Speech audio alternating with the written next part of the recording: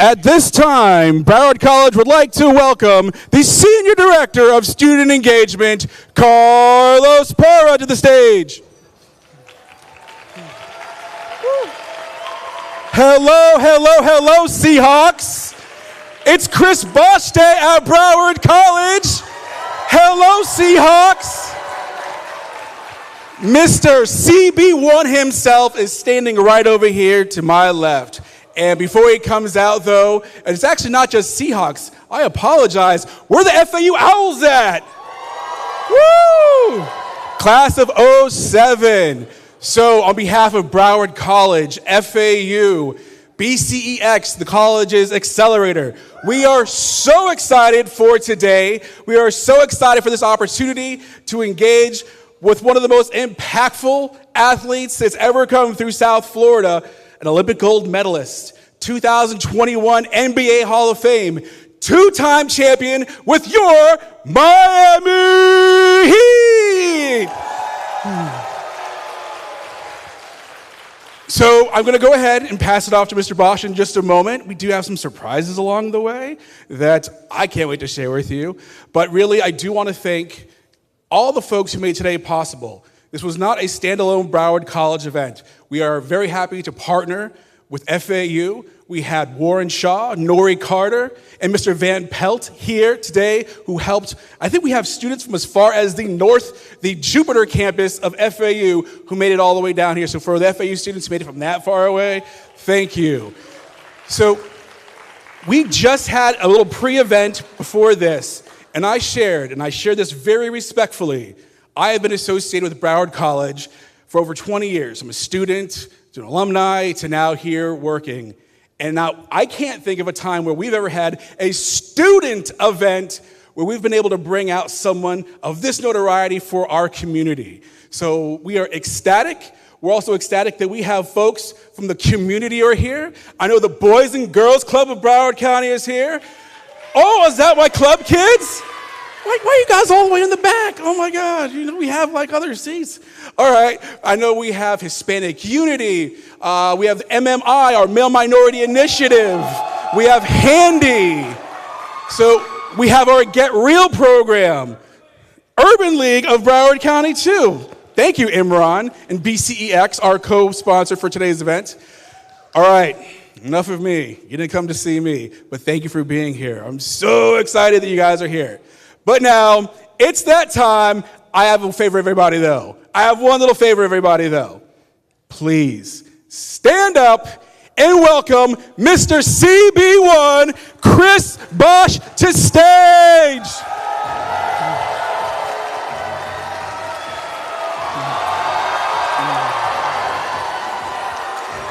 Thank you very much.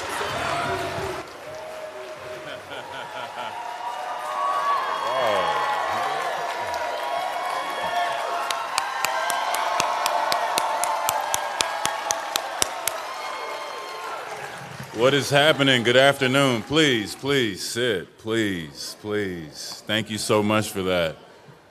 Man, it's so cool to be here. Isn't it cool to be around people?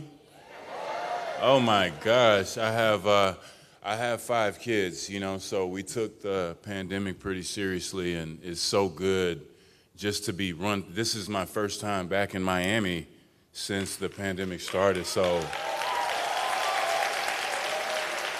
thank you for allowing me to be here. I really do appreciate it.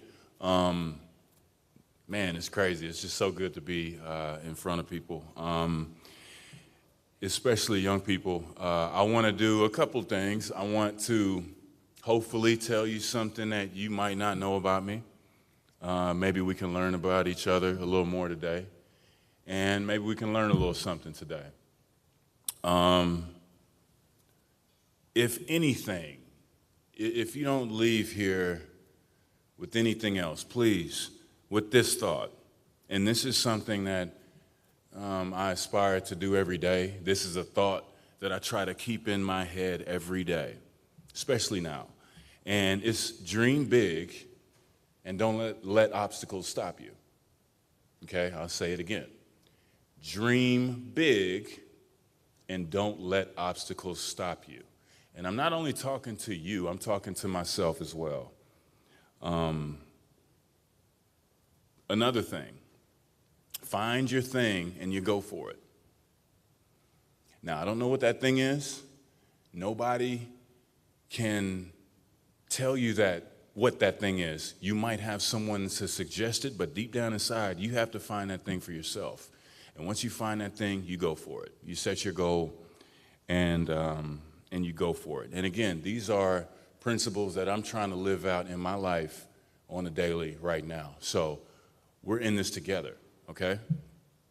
One of the things that has been very important to me is learning my family history, learning my lineage. I encourage you all to do the same thing. We all come from somewhere. And where I come from is a tiny town called Hutchins, Texas. It's the next city south of Dallas. So if you're going south, you're going through my town. And it was more so like an industrial town, if you will, like right outside the city, maybe one fast food place, very small house. My grandma lived next door. It was a very small community. Not much around, not many resources. I played on the playground. I have to pay homage to the recreation centers all over Dallas that molded me. My dad used to take me in his truck all over the city for whatever reason, and we would go play basketball all the time. So, you know, for my big cousins, my uncles, and my dad, I was always the ringer in basketball. And, you know, I have to say the names: John C. Phelps, Tommy and Malin Recreation Center, X-Line, Martin Luther King Center, the Salvation Army, the Boys Club, Boys and Girls Club. I'm a product of the Boys and Girls Club, you know. So with any organization that you're helping out or a part of, it makes a difference, I'm telling you. One of the things about me was I learned how to play on the playground. A lot of lessons learned there. We would play every weekend. And it was always more of a pleasure to be able to play inside. We couldn't play inside. You know, we always had to play on the playground, and that's how I learned the game coming up. That's how I learned how to be a friend. That's how I learned how to defend myself. It's where I learned how to be tough. And I kept playing. One of my favorite memories was watching Michael Jordan play for the first time. I think it was like 1991 when it really started sticking. Him and Magic were playing in the finals, and I just remember being over my grandma's house. Every summer, we would go over her house, and every summer, Michael Jordan and the Bulls would be playing at the same exact time. So usually, like, my grandma stayed in Dayton, Ohio, so like my dad, he had this little truck, and he'd drive me and my brother, a single cab truck. We didn't have a back seat. He'd drive us from Dallas to Dayton, Ohio. I don't know what he was thinking. He must have really wanted to drop us off for the summer. And the funny thing is, he didn't say bye or anything. He'd just drop us off and be like, all right, bye. I don't know if our parents still do that, but, you know, that was like always the beginning of our summer. But I always just remember the TV being on at night, and Michael Jordan would be playing, and I felt like I was the only one in the room watching this game. It was like everything, the most important thing was the present and watching what was in front of me. And that's when I wanted to be what I wanted to, you know, I wanted to be a basketball player. And it was just kind of something that I just became a fan of. I just wanted to play basketball. I wanted to start with organized basketball. I started playing organized basketball when I was 9 years old, 10 and under league in St. Phillips in South Dallas, Texas, one of the places I grew up. Started learning the game, started learning how to be a teammate, started running into obstacles. And my whole thing was like, I would cry after every game that I lost. It's like I couldn't help it. I couldn't control it. I cared so much. It's like every game was the championship. It's how much I loved what I did. And, you know, really just through that, people saw some talent. Eventually, I ran into, you know, teachers that helped me get to where I needed to go, but also pushed me. They helped me by pushing me. Just solely focusing on basketball, that that wasn't going to get it. I have 4 aunts who are all retired teachers, and one is a cop, a former police officer, retired police officer. So there was no wiggle room. I couldn't, I had to make sure that my grades were on point. I had to make sure that I was being responsible, which means, being where I need to be, not running with the wrong crowd, finding likeness in the people around me, building friendships that could help me, folks that could help me. Someone who is your friend wants to help you, whether that's having a good time, whether that's sharing notes, helping each other with homework, stuff like that. Someone who is not your friend wants to bring you down. Always remember that. So when it happens, that's not your friend, okay? Always remember that. Again, dream big and don't let obstacles stop you. I remember when I first got to college, I thought I was so good at basketball and, I thought I was the best thing ever. And I remember getting to college and it was such a shock for me. I felt like it was a setback. I had never experienced such a tough time. I had never experienced physical basketball. I had never lifted weights like you lift weights in college. It was another level. And that was a shock to me. I mean, I had been a person that, I was lucky enough to be an All-American and all that good stuff in high school, and I was able to have my thing, and I was able to go for it. And not only that, man, I was pretty good. But when I got to college, something else happened. The game was faster. Class was harder. I had to learn really how to survive, and that wasn't a fun time. But I'll never forget, one day I was in college. Well, I was in class, and I was joking around. I always joke with people. I tell them, like, I was trying to do my math homework and English tutoring after school. And I remember I just heard people laughing. I said, what is everybody laughing at? And then I realized that I was asleep, and I woke up. Basketball practice was just so hard and so demanding, and so was school. And I remember just feeling that day like, it's not going to get any better than this. I want to go home. I was all the way in Atlanta at Georgia Tech. How am I going to get back to Dallas? I felt like I was alone. But one thing that I did that I'm so grateful for is that I didn't quit. Despite the obstacles, you can't quit. You have to continue to persevere and go after your goal. Remember, dream big. Don't let obstacles stop you. Another time, earlier in my career when I was with Toronto, again, I think I'm hot stuff. I want to be the best basketball player that I could be. I think it's obvious. And LeBron and Dwayne and Carmelo, those guys were getting all the attention. We've been knowing each other since we were 18, 17 years old. I wanted to be right along with them. I didn't want to be left behind. I wanted to do just as good as them. But the notoriety just wasn't there. It wasn't the same. There were obstacles in trying to be successful, and they were hard. Didn't let that stop me, though. I continued to play. I continued to rely on great teammates that I've had, good friends, people that were willing to help lift me up. And I have to give credit to all those people because it's always a team effort when you're doing something. Don't ever think that you can do something by yourself, even if it's trying to win basketball games.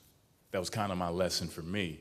I thought I was good enough to really don't get me wrong, I was dreaming big, but, I had to kind of be realistic and eventually come to Miami because, that's where the play was. I had to keep my goals in mind.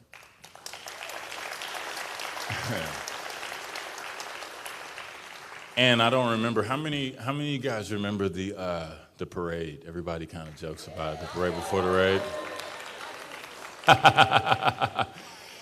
Now that's a funny one, right? It's we didn't plan that, but we had a good time, if you couldn't tell. And one of the funniest things that I always thought about that experience was that our obstacle with that was dealing with outside criticism of how we handled ourselves that night. Now, looking back, I get it. But at the time, well, we were 24 years old, and we had just put together what we felt was the best team ever in the history of the world. And yeah, we're not one, not two, not three, But we weren't thinking about that. We were just really having a good time. We were just only thinking about the big picture, how things were going to happen.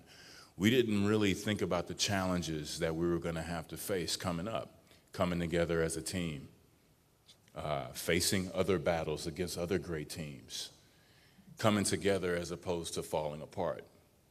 Simple things that are very hard to do under pressure, but we had to learn those things. Everybody remembers me crying playing Dallas. What a lot of people don't know is I'm from Dallas. So it was playing my hometown team. So it was extra embarrassing on top of that. Plus, I didn't know the camera was right there. I just let loose, and I saw the camera, and I was like, oh, man, they're going to kill me.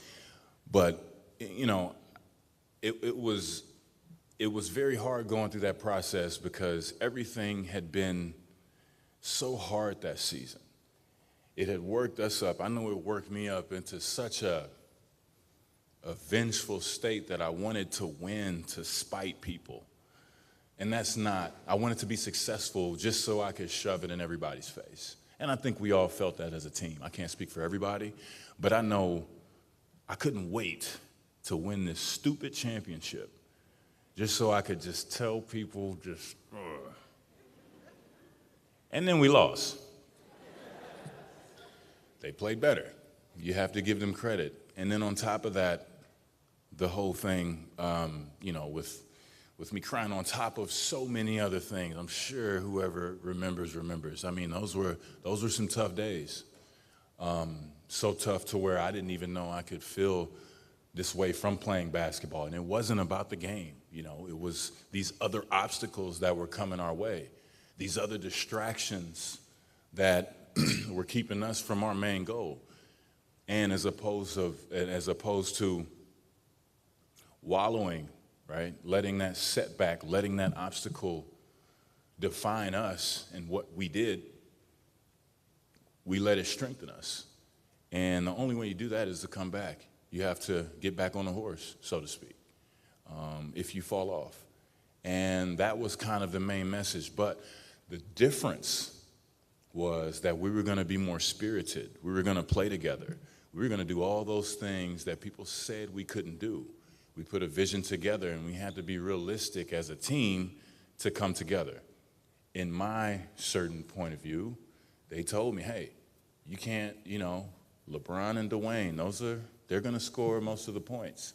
I was used to being the man, right? I was used to scoring all the points on my own team. And not doing that made me feel like I'm not contributing at the time. I had to learn there was more than just, scoring all the points. There's other facets to team. There's other facets to life that we have to understand in order to help ourselves out. Just like with my family. That's how I kind of take it for myself. I have 5 kids, and, it's 5 different personalities, 5 different meals, 5 different daddy whys. But in learning to lead them, I've learned that, man, I have to sacrifice. This was one of the moments when I had to learn to sacrifice here in Miami, and it was 10 years ago. And I know that people kind of overuse the term a little bit, but what it meant to me was more so being a positive influence. If I didn't get as much success or notoriety than the other 2 or 3 or 4 players, I didn't let that affect my mood. Sometimes I feel that when we're in a part where we're a part of a team, if we don't get the notoriety, if we're not considered as that person, that'll kind of mess with us and give up, and we'll give up. Never give up. You always want to be a part of a great team because nobody cares about a losing team.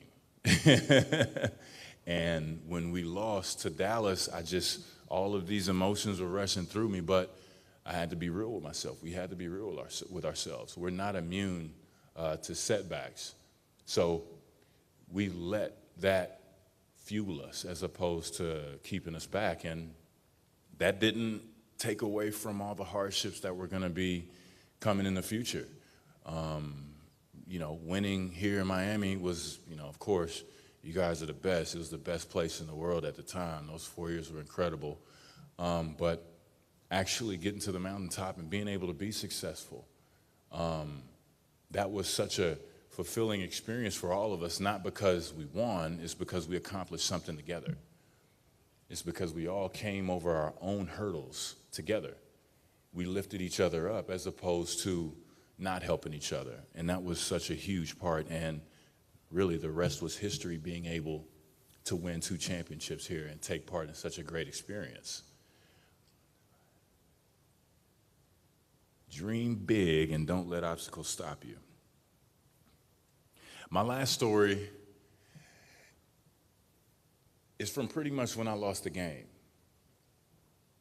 I'm 30, I'll be 38 years old in a few days. And I went back to my old high school this past weekend. And it was so interesting talking to my coaches, talking to my old teachers, my principals. Life moves so fast. And at one point in time, basketball was everything for me. That's all I thought about. That's all I did. That's all I wanted to be, was a basketball player since that first day that I saw Michael Jordan play. And then I became obsessed. Playing here, winning a championship, I was a little boy watching, a championship celebration on TV, and I got to live it out. And I was at a point in my career where I knew, like, oh man, I'm going to continue to get better. I'm going to continue to play this game I love. I'm going to continue to dominate, I guess, And I had a medical condition. And not once but twice. It affected me 2 times, and automatically I had to retire, just immediately. At age 31, I saw myself playing until now. But that didn't happen. One of the things I want you all to do and to think about is, yes, for sure, have your thing. If you can't find it, start looking, start searching within, be open to experiences. Ask your friends, get advice.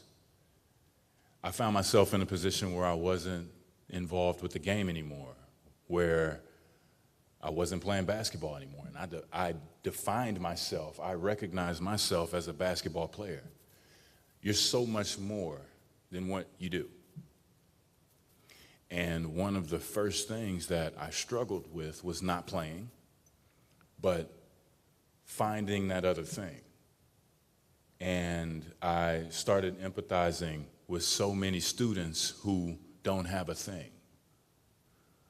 And that could be computers, it could be science, it could be basketball, volleyball, hockey, swimming, knitting, art.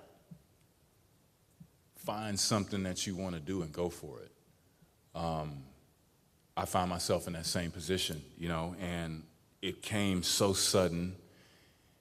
It was unfair, I felt. It was the biggest test that I had ever really experienced in my whole life. Near death, thank God I'm here. But more importantly, I didn't know what I was going to do. I didn't know how I was going to survive without the game, how I was going to survive without basketball. And I just remembered these stories. I was trying to figure out, like, man, what am I going to do? What am I, I'm the best. I wanted to do this. This is all I've ever wanted to do. And I just remember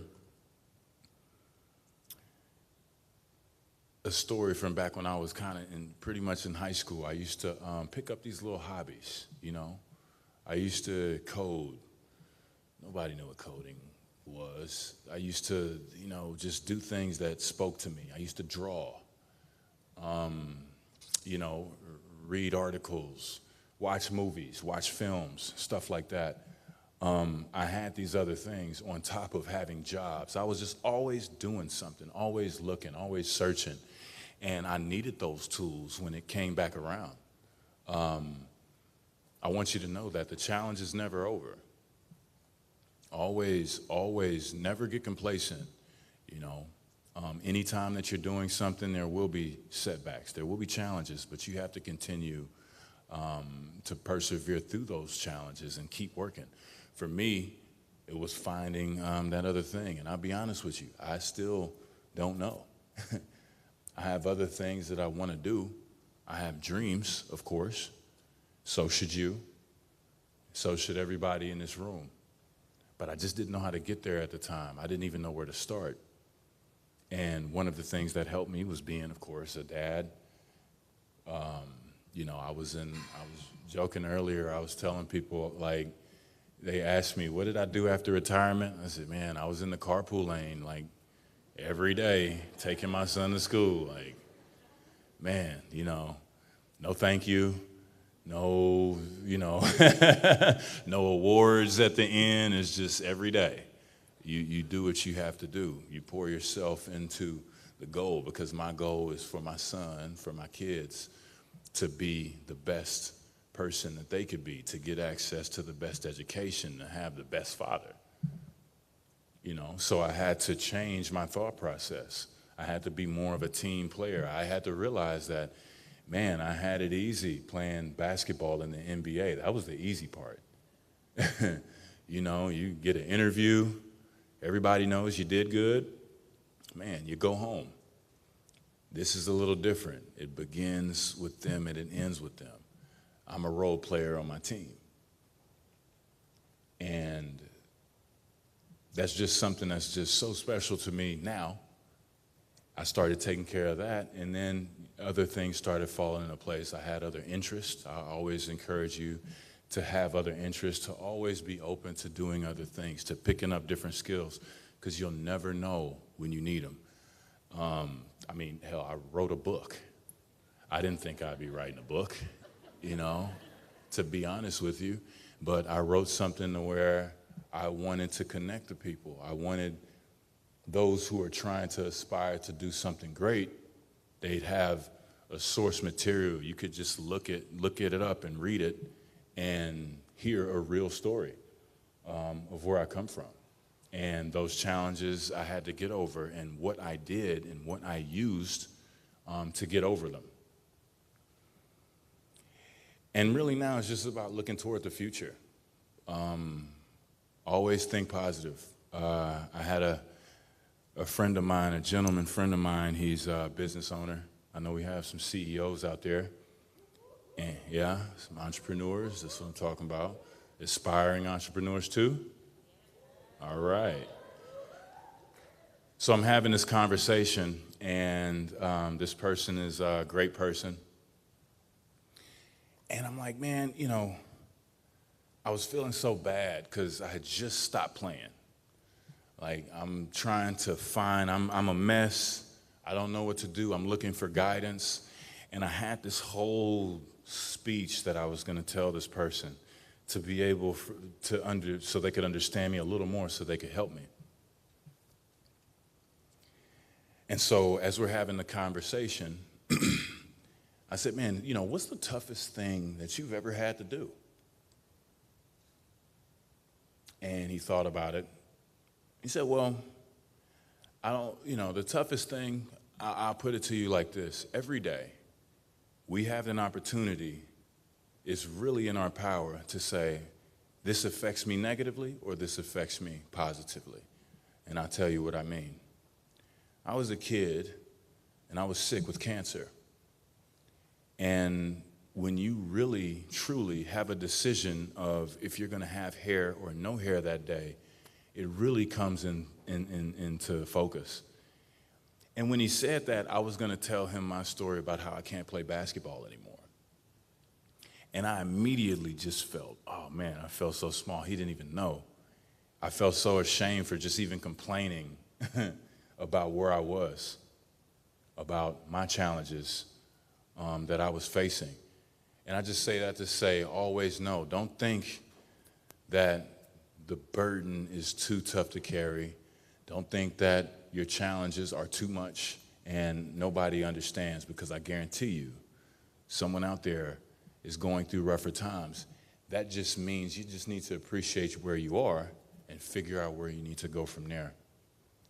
And the last thing I'll say is just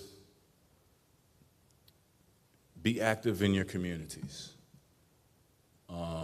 With all the clubs here that we have, it's always interesting, right? It's always polarizing later on in life. If you turn on the TV, especially now, and things are blown out of control a little bit, right? And nobody's really paying attention to on the ground.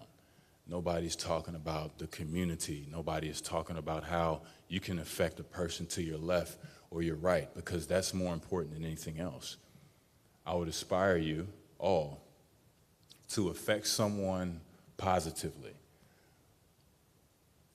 For me, I had coaches that did small things like take me to a football game or give me a hot meal, pick me up and drop me off, to giving a word of encouragement. Sometimes if you tell somebody they can do it, you'd be surprised what that'll do. And don't wait. Don't think that someone owes you something. Practice what you preach. You be the first person to initiate that.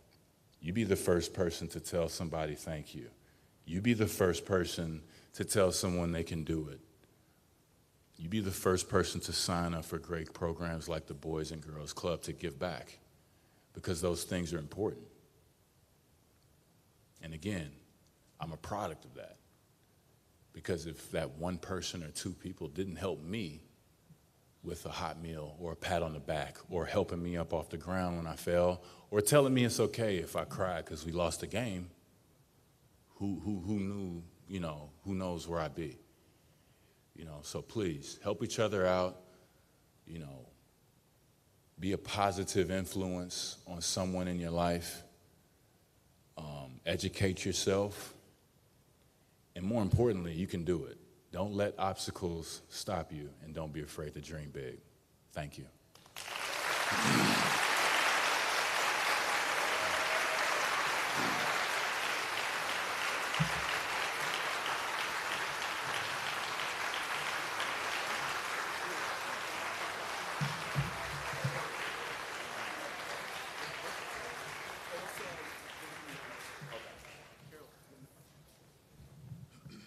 While Mr. Bosh takes a quick sip of water, for those of you Broward College students who received an email, and it could be an FIU student or whomever is in this particular seat, I said there'd be door prizes.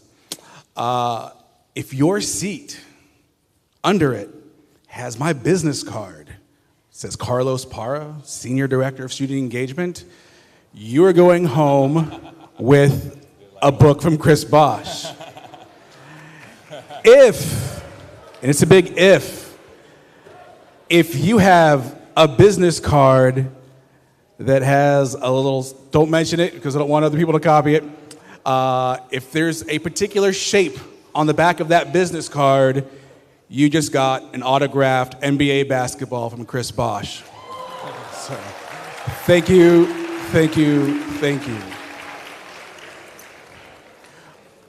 All right, now on to the questions.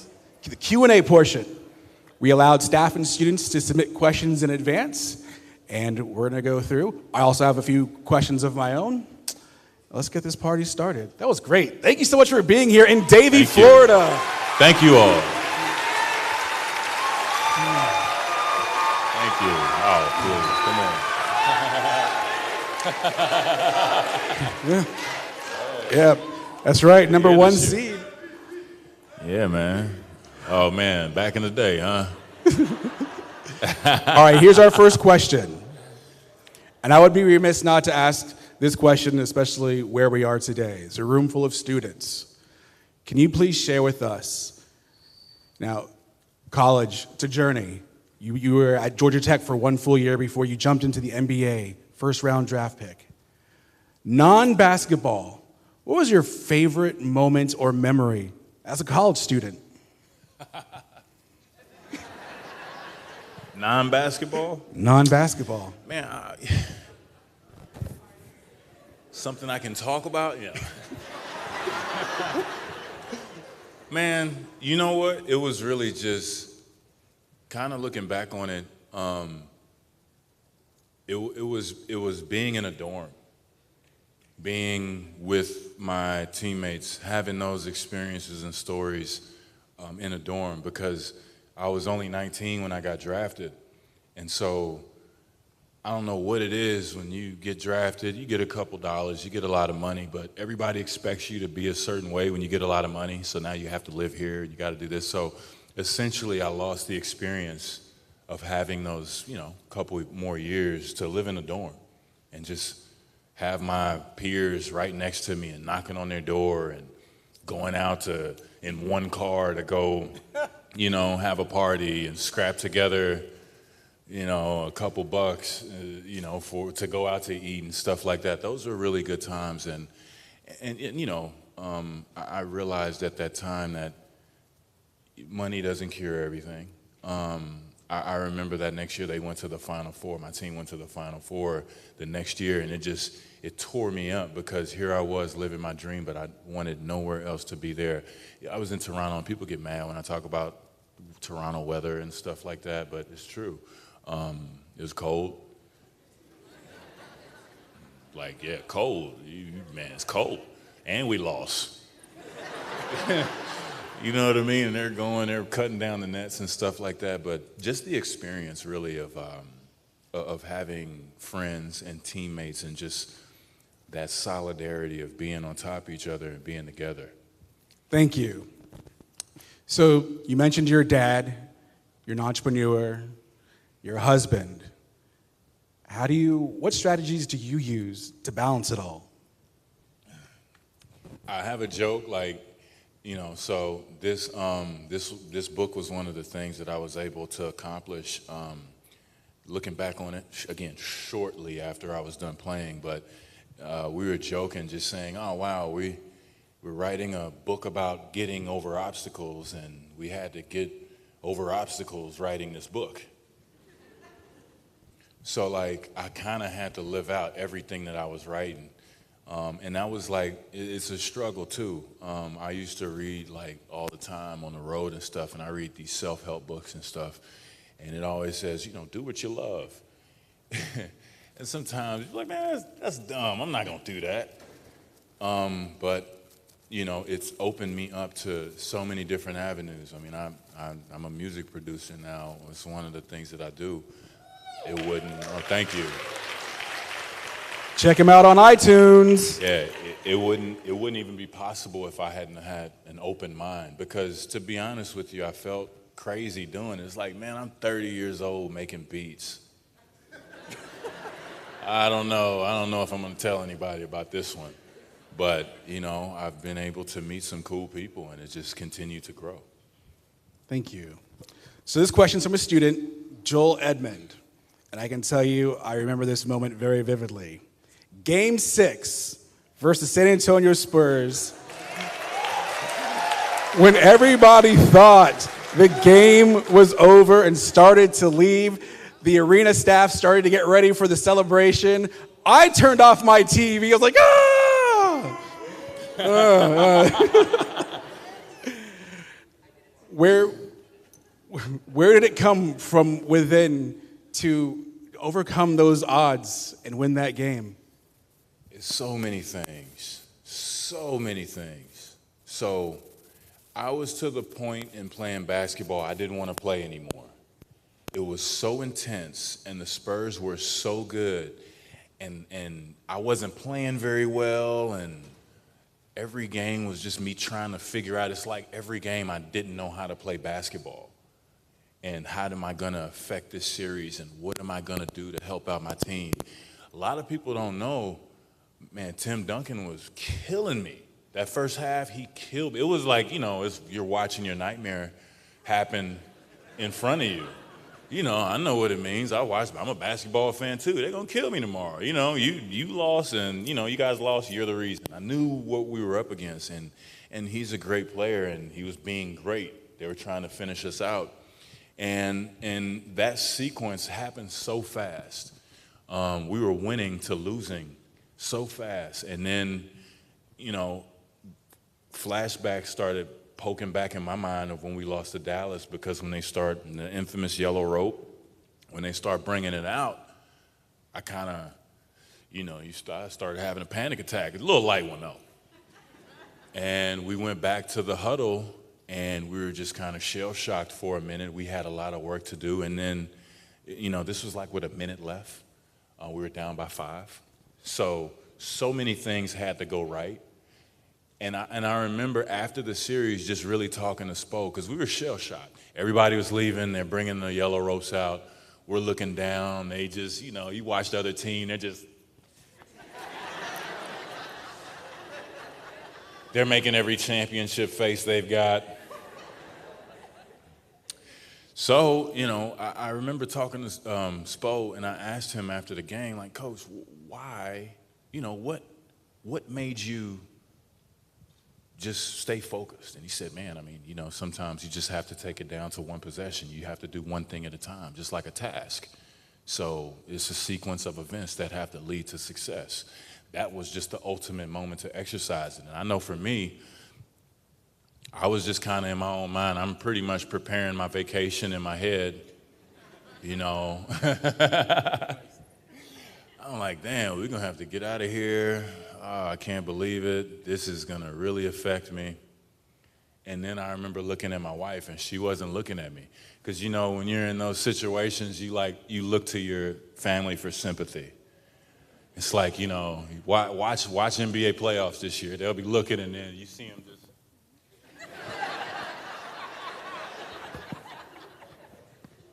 You're trying to get that connection to be like, it'll be okay. And she wasn't looking at me. None of my family was looking at me. They were just clapping. And I was like, dang. All right, cool. And that snapped me back in it, Then, LeBron, he's over there biting and he's chewing every fingernail, D is just, we're just all just in a haze, and we just needed those small things to work out for us. And then just leading up to that rebound, it's just hours and hours of preparation and playing. It's one of those moments, if you're lucky enough for things to slow down, and then Ray always relocating and being where he was. Yeah. I just want to go rewatch that entire series all over again. He called my name. He's CB! Because I know, usually people mess up when they try to be the hero. They, usually you get that rebound and try to dribble out and then shoot a dumb three. He was right there backing up. And then even with Ray, I'll say, this is the last thing I'll say about it. With Ray, I asked him, with that, if you notice, if you really just want to get a visual of repetition at its finest, watch Ray Allen on that shot. He doesn't look down. His feet are bigger than mine. So in the shortest area of the court with bigger feet, he shoots it, and it's a 3 with time to spare. He never looked down, not one time. And I asked him, I said, do you practice that shot? He said, oh, yeah. I said, how many times have you shot it in the game? He said, that was my first time. It's crazy. And that wasn't the first time that he shot that day. He worked on his game before the game, of course, but that specific shot, he worked on it. So everyone always sees those moments. It's hours and hours and hours and a lifetime of preparation to get to that point, because when you do it, you just do it. It's like breathing. Thank you.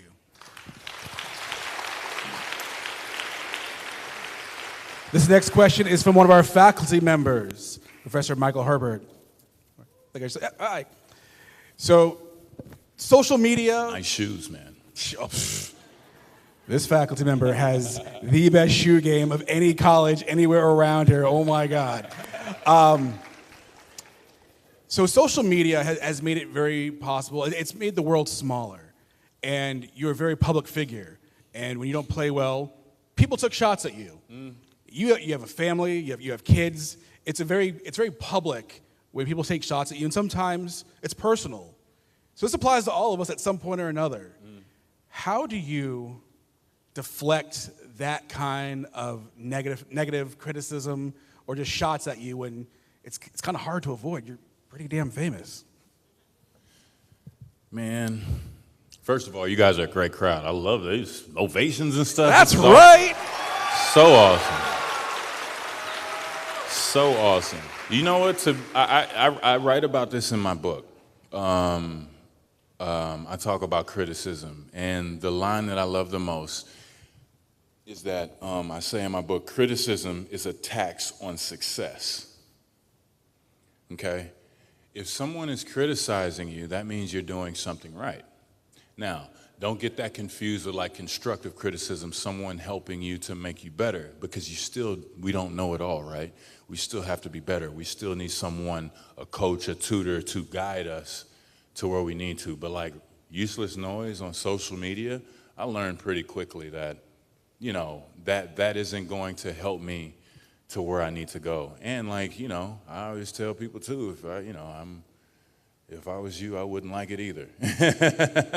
No, if you're being successful, of course, those are the things that are going to come. And I know for me, we kind of were, social media just had a boom at the same time. So I was still pretty friendly on there, like, oh, hey, yeah, I'm commenting and stuff like that. I had to tune those things out because there were personal attacks for no reason. And I had to eventually understand that if you're in Miami on the verge of a championship and people are talking noise about that, like, it's like, really, bro, you wouldn't do that too, come on. And I tell people now, like, we can laugh about it now, but even like during the parade I mentioned earlier, like, it was fun. What you want me to do, man? I was having the time of my life. Been watching the WWF my whole life. I knew exactly what to do. I'm going to scream at the crowd. I'm going to give them the ear. You know what I mean? You know what they want. And, just for that to be criticized, for fun to be criticized, like, okay, yeah, cool. But it's just a part of it. It's just something that's going to happen. So don't let that deter you from what you're doing, And the best part is you don't have to read it. You don't have to listen to it. You don't have to listen to that stuff. Solid. Thank you. Our next question is from a younger student. His name is Mason Carter. He's aware that you have 5 children. I didn't drop the beat, but anyway. And Mason wanted to know, do your kids ever play Minecraft or Roblox, and do you jump in there and game with them as well?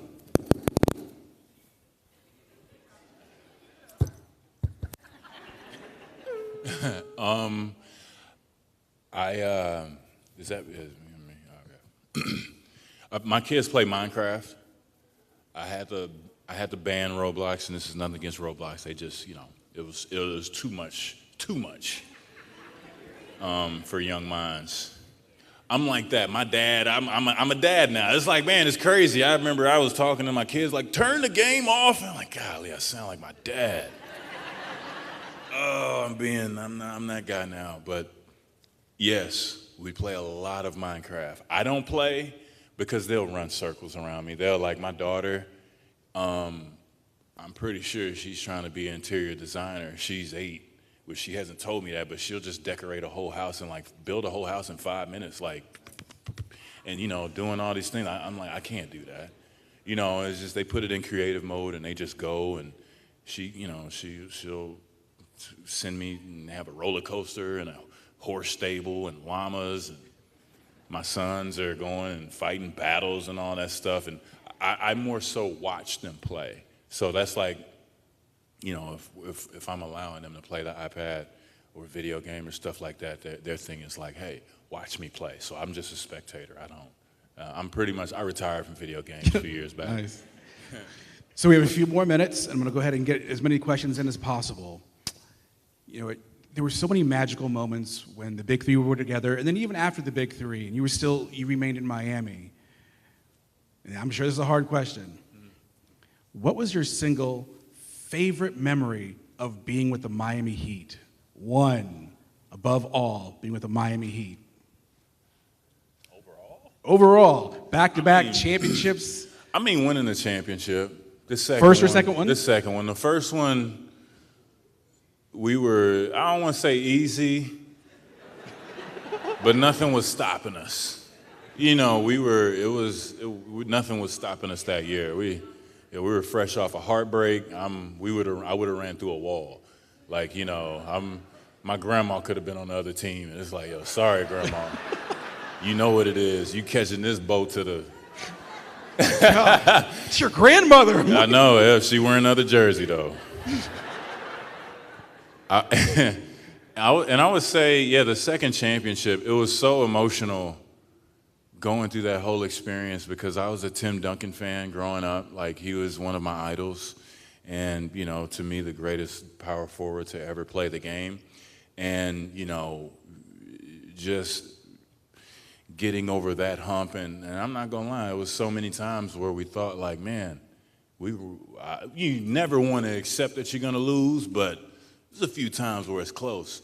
I always tell people, like,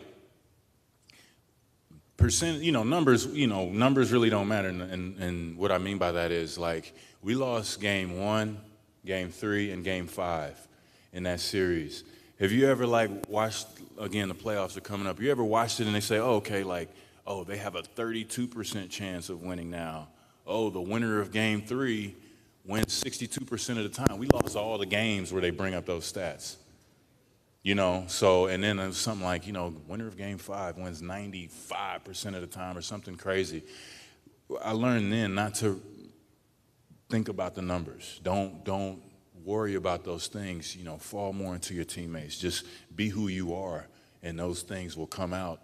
And, I mean, it was just such a satisfaction to be able to do that. Not many teams go back to back, and you know, we were in that position to where, you know, just to show you something else as well. Like, don't think like people are going to be happy for your success. You know, don't put, like, you know, what am I trying to say? Like, you know how when somebody isn't happy for you and you get mad, you know, don't try to be successful for that reason. Only because, like, when we won the first one, people were like, yeah, that's good, that's cute, can't do it again, you know. And you know, we just learned, like, man, you just have to love what you do. You just have to go for it and not worry about the outside noise. Because if that were the case, we would have given up. We would have been like, oh, well, let me prepare ourselves for this loss. We wanted to be one of the greatest, so we put our time into that. But we stayed together. You know, we kept believing in those times, even when it looked really bad. Thank you. So in this crowd, we also have entrepreneurs. Woo! Woo! What are some of the decisions or your thought process that you go through when you decide to either start a business or to invest in a business? Have a plan. And I'm only saying this because every business that I've built, everything that I've tried has failed. Miserably, terribly. And you know, I'm not even trying to say, oh yeah, I'm speaking from experience. It's more so of just have a plan, because in those instances, I didn't have a plan. I didn't do my research. I didn't become a student of what I needed to accomplish. So if you're an entrepreneur and you want to start a cupcake company, you want to sell cupcakes, well, how? Who are you going to sell them to? Can you make cupcakes? How are you going to be able to make them? Learn the terms. Don't let people talk over your head. Because, you know, that's one of the things that is pretty interesting. And I'm not even, you know, I kind of come and go in different places. And, you know, you get the people talking, well, if you have scale and you have the upside and the dividends and stuff like that, you got to learn those terms. Don't let anybody talk over your head. So if you want to do something, learn about it. You know, write it on paper. Plan it out. Don't just say, okay, I'm going to start a cupcake company and put money into it, and you buy a bunch of pots and pans and that's it. You know, think deeply about what you want to do and how you want to execute it. You heard it here first. Chris Bosh Cupcakes. Bosh Cakes. I just love cupcakes. I don't know what made that come in my mind. I was like, man, cupcakes. Yeah. All right. People can dig that. 1% finder's fee on the title. Bosh Cakes. I love it. You have a captive audience of a few hundred people in this room. We're almost over for the session. I know, right? Boo. We need 2 hours with Chris Bosh.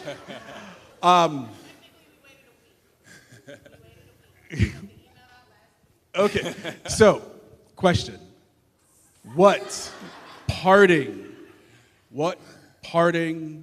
wisdom, if there was just one thing they were taking away, aside from the Miami Heat or being a college student, one actual takeaway that you really want for this audience to go home with that they can take with them for the rest of their life? Slight, easy question, right? Come on now. Man, educate yourself. Think for yourself. I think we're kind of at this age where everybody knows everything, and that's fine. But it's good to actually know what you're talking about. So again, kind of jumping back on, doing your research deeply. I just believe in those things. Like, educate yourself. There's no reason that we shouldn't educate ourselves now. There's every type of resource that you can verify that are good sources of information. And, just be a positive influence. That's like my whole thing. I mean, I think sometimes negativity can be perceived cool, like just to jump on the bandwagon and be like, oh, yeah, they do suck. Treat people like you want to be treated. I always had, tried to believe that, because now I'm being able to, like I always tell people, it's cool, even in my position, it's cool to come into a room and see people smile. That don't always happen, and this is only because they were telling me like, oh man, I remember if they had an interaction with me, or they'll tell me like, oh yeah, you represent yourself well, that's cool, or I saw you smiling. Sometimes you'll see some people walk in a room and they'll, could you imagine if people looked at you like that all the time? So always have that in mind, treat people like you want to be treated. Don't take no crap, don't get me wrong, right? Be who you are. Don't have those negative influences around you, but be a shining light, be somebody that, is a positive influence on this world. Leave the things that are here better than when you left it, as opposed to tearing it down. We've been tearing down stuff for a while, so let's start giving back and putting back into it, Awesome. All right. Now we're going to try, I don't know, never done this portion before. So that was actually our final question of the afternoon. We have been capturing photos of this event the entire time. We're going to try to post them on the Broward College social media, but I would actually like it when Mr. Bosh comes to the stage. You guys, our audience, stand up, come together, and let's get some Broward College and FAU and all the other groups to do a group shot together with Mr. Bosh. So you guys just stand up. Our photographer, Taylor's going to come over here. Yeah, right there. So Mr. Bosh, you're going to stand right here first. All of our attendees today, let me move some stuff out of the way. Hold on. Right here. Hold on, what? I'll get one of these. I always. Oh, thank you.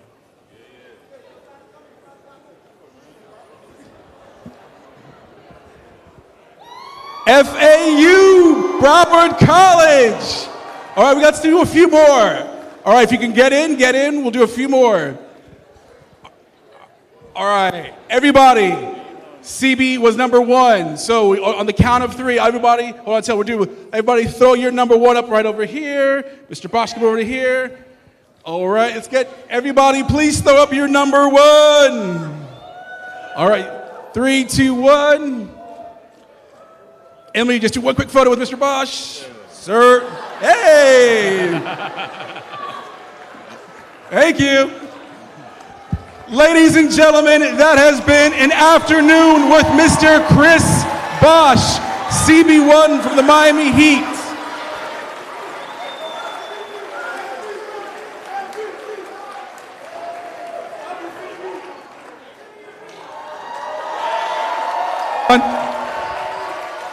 Hey, I will say this. Thank you so much. I really do appreciate it. Again, it's been a while. It's so good to be back in Miami. Thank you. And most importantly, thank you for your support, all the positive feelings, and Heat #1 in the East, baby. Go Heat.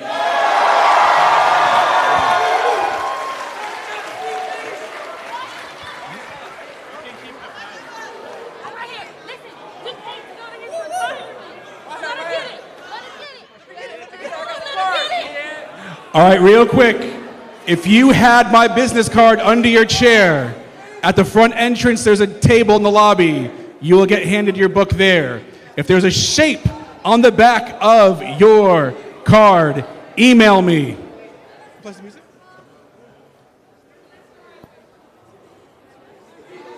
FAU, the student union.